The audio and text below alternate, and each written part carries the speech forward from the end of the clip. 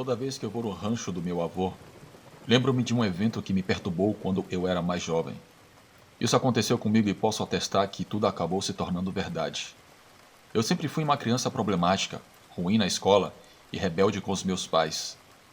Tanto que um dia o meu pai decidiu me mandar para a fazenda do meu avô, para me tornar responsável e um pouco mais homem, segundo ele.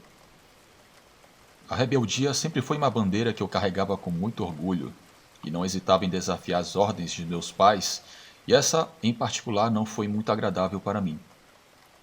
Ter de ir ao campo para cheirar estrume era um inferno para mim. Mas apesar das minhas reclamações e da minha recusa em ir embora, as ameaças e determinações do meu pai acabaram me fazendo pegar o ônibus um dia para a comunidade no interior do Mato Grosso do Sul. Depois de várias horas na estrada, cheguei a um cruzamento onde havia estradas e algumas paradas onde os camponeses pegavam ônibus para chegar em vários pontos dessa região. Uma dessas estradas levava diretamente à propriedade do meu avô, onde ele tinha algumas vacas e as ordenhava para ganhar vida. Ele era leiteiro e vendia em várias comunidades em um caminhão precário que meu pai havia lhe dado e que ele não queria trocar, apesar de ser velho, e às vezes deixá-lo parado nas estradas. Era a década de 80. Ele tinha seus ajudantes e vários operários para trabalhar com ele. Mas meu pai havia falado com ele pelo único telefone do vilarejo e lhe dado os detalhes do meu comportamento e o que eu esperava que ele fizesse comigo. Assim, quando desci do caminhão junto com as outras pessoas que carregavam galinhas e mantimentos, fiquei ali parado por um longo tempo observando os aldeões percorrerem aquelas estradas empoeiradas, entre o céu azul e o sol, amaldiçoando minha sorte muitas vezes, mas especialmente meu pai, por ter me colocado em uma posição tão exigente. Até aquele momento, com muito pesar, comecei a caminhar pesadamente. O dia estava maravilhoso, em outra ocasião eu teria aproveitado. Naquele momento, quando eu estava pensando em como me livrar do castigo, parecia demorar uma eternidade. Por fim cheguei ao que seriam os restos de uma velha roda d'água que pertenciam a uma empresa de borrachas que havia fechado há muito tempo. Meu pai me contou essa história uma vez, em uma viagem que fizemos para visitar meu avô. Eu era mais criança na época. Estávamos no caminhão dele e passamos por lá. Meus pais estavam falando sobre a tragédia que havia acontecido lá, mas principalmente sobre a estranheza da morte do dono do lugar e a história de como meu avô se envolveu naqueles eventos. Era nisso que eu ficava pensando enquanto caminhava, nos detalhes que eu não queria ouvir porque estava muito irritado com a estrada, mas era sempre a mesma história. Ao passar por aquela roda d'água abandonada e pela fábrica de borracha, descobri memórias. Disseram que foi o cenário de uma morte horrível. Isso aconteceu durante a semana da Páscoa, quase na década de 70, quando o proprietário do local estava visitando as instalações, porque havia problema com o fornecimento de matéria-prima, greves e assim por diante. O proprietário era um sujeito bastante odiado na região e as pessoas que trabalhavam para ele o odiavam. Ele contratou muitas pessoas e trabalhadores de todas as regiões por salários miseráveis e essas pessoas trabalhavam longas horas sob sol forte e nas piores condições de trabalho possível.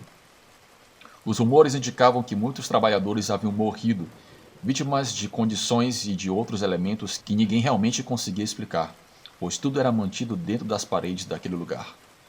Não se sabe ao certo quantas pessoas morreram lá, mas às vezes elas descobriam quando não iam trabalhar e suas famílias iam procurá-las. Havia lendas circulando de que os cadáveres das pessoas estavam enterrados lá, mas ninguém confirmou nada. Algum tempo depois, de acordo com o que o meu pai contou, entre essas pessoas que vieram trabalhar, havia um homem, um camponês indígena que se chamava Rufino. De acordo com os rumores, ele morava em uma região muito distante, na fronteira com Mato Grosso do Sul, tão distante que chegou lá e ninguém entendia nada o que ele falava. Ele mal falava português. Ele se fez entender com o melhor que pôde, de acordo com o que foi dito. Ele estava apenas de passagem e procurava um emprego para ganhar dinheiro para continuar a sua viagem para o Amazonas e ir lá encontrar seus parentes. Isso era tudo que a maioria das pessoas que trabalhavam lá sabia. Ele se hospedou em algumas casas naquela fábrica que haviam sido erguidas em um dos lados da mesma. Eram comumente ocupadas em determinadas épocas, quando o trabalho era constante, de dia e noite. No entanto, ocorreu um evento em que houve um grande incêndio em uma das casas em que se guardavam os materiais, tudo devido ao descuido de Rufino, precisamente porque ele não entendia o idioma muito bem e não seguiu as indicações sobre o uso de certas coisas para queimar as ervas daninhas. Essa situação gerou um problema de incêndio. O proprietário era muito intolerante com erros, e a fúria que sentiu ao perder aquele sítio para o fogo fez com que o índio fosse chicoteado. O chefe tinha uma espécie de pelourinho em que ele castigava, açoitava as pessoas com ações impiedosas. Assim, as pessoas que ficaram naquele vilarejo, certa noite, ouviram os gritos e lamentos do índio enquanto era chicoteado sem piedade. As súplicas e pedidos de perdão não paravam, assim como o som do chicote rachando a carne dele. Não se sabe em que momento tudo se acalmou. No dia seguinte, eles encontraram o índio bastante maltratado na beira da estrada. Ele estava agonizando, gritando por socorro, mas ninguém o ajudava, pois todos também foram ameaçados e estavam com medo.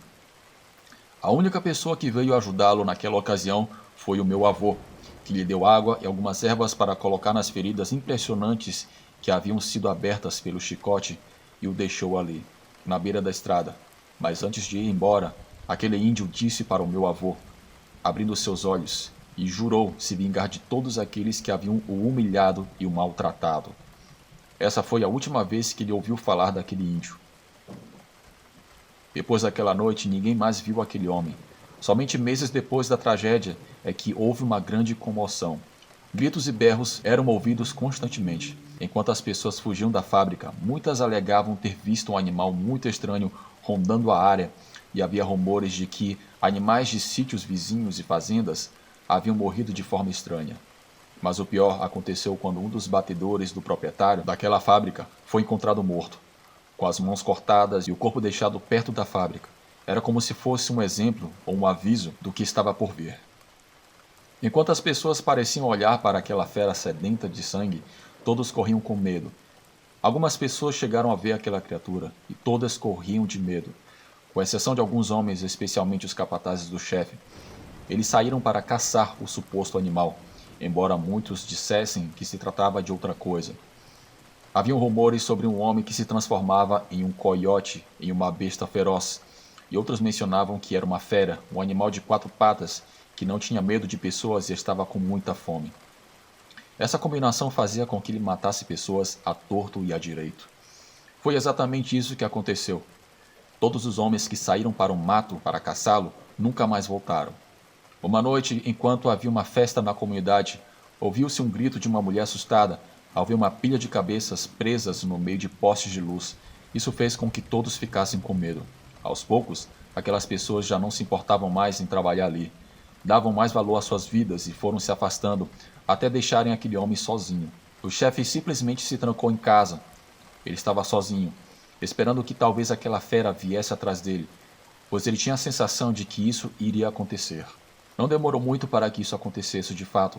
As pessoas que moravam nas proximidades ouviram os gritos de dor que quebraram o silêncio da manhã, quando o chefe foi encontrado morto, com a pele arrancada de seus ossos. O que todos encontraram no dia seguinte do lado de fora foi algo do que restou dele, que estava pendurado em sua porta. Essa história circulou por muito tempo. Meu avô a contou para o meu pai, e ele se lembrava dela toda vez que passava por aquele lugar. Para mim, pareciam apenas histórias de pessoas ignorantes e velhos. Mas agora, quando eu estava passando por ali, achei interessante olhar para os restos daquele lugar. Ele havia sucumbido ao tempo. Tudo estava em ruínas, algumas partes foram queimadas. Quando me aproximei do que era antes a casa principal, fiquei surpreso ao ver algumas coisas que haviam sido queimadas. Algumas coisas estavam fora de proporção, como animais mortos, pássaros, texugos e outros que pareciam estar entrando no local e algo os devorava. Eu continuei meu caminho até o final da tarde quando cheguei na casa do meu avô, suado e com sede. Meu avô me cumprimentou, como sempre, com a mesma alegria, mas seu olhar estava severo. Ele disse que havia falado com meu pai e que eu finalmente estava indo trabalhar. Ele estava feliz com isso, mas eu não estava tão feliz e ele até zombou de mim. Ele me disse para descansar durante o dia e tomar algo de beber e comer, pois na manhã seguinte o meu martírio começaria. Então eu fui para o quarto onde eu ficava sempre. Era espaçoso, com uma grande janela que dava para o pátio. Lá eu podia ver o nascer do sol.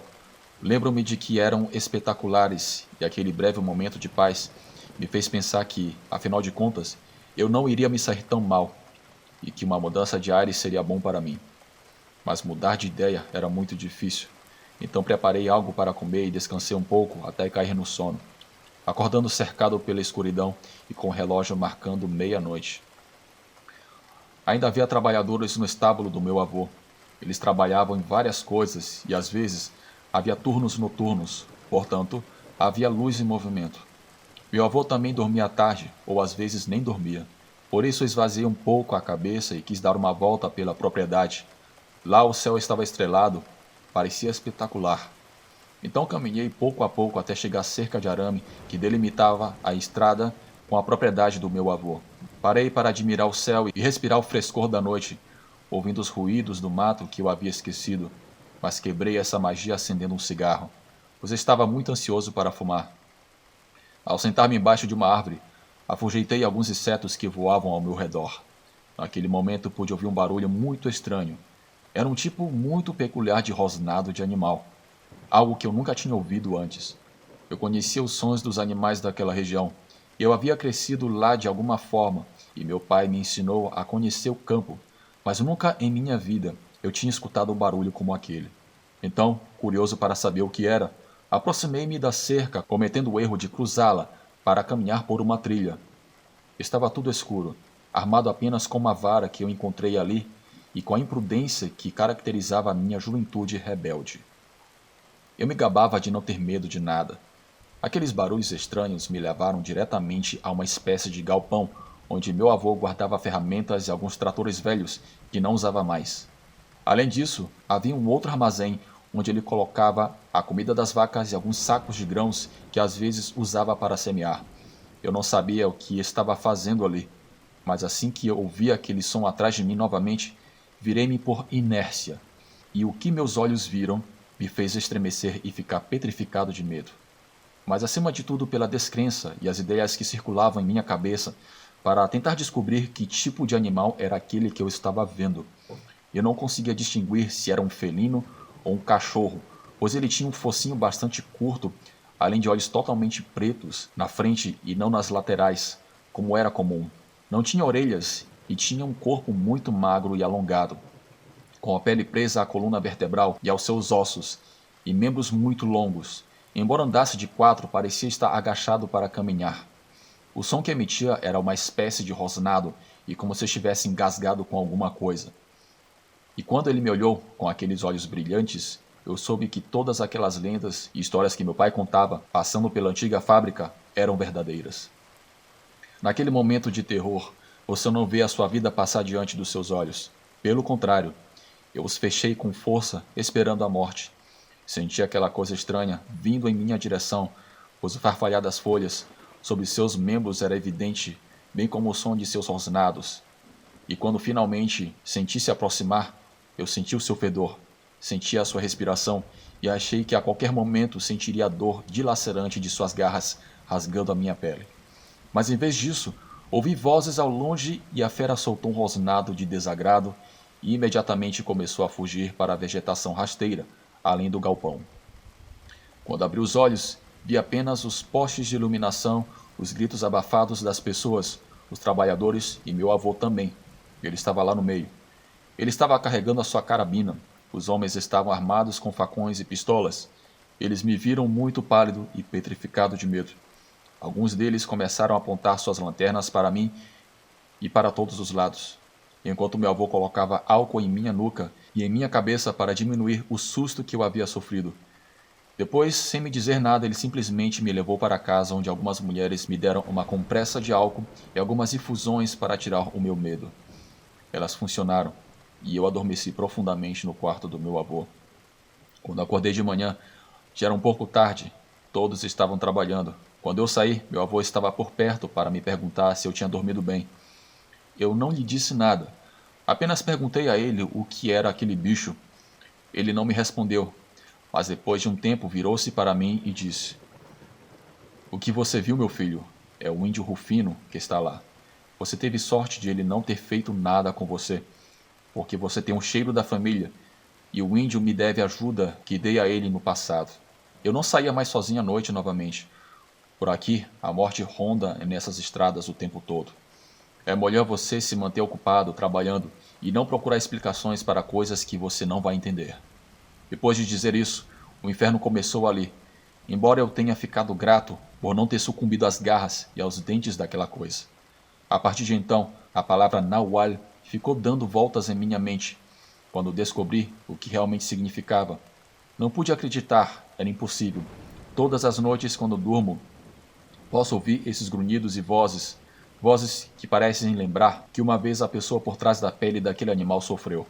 Agora, com certeza, e depois de muito tempo, posso dizer que estive frente a frente com um desses chamados Nawales, e foi uma das piores experiências que eu já tive em minha vida. Nawales basicamente é como se fosse um lobisomem aqui no Brasil, porém, são pessoas que têm poderes especiais, fazem feitiços para se transformarem em animais, e muitas das vezes esses animais são confundidos com lobisomens, mas essas pessoas também podem se transformar em felinos ou até aves. Espero que tenham gostado do meu relato. Boa noite.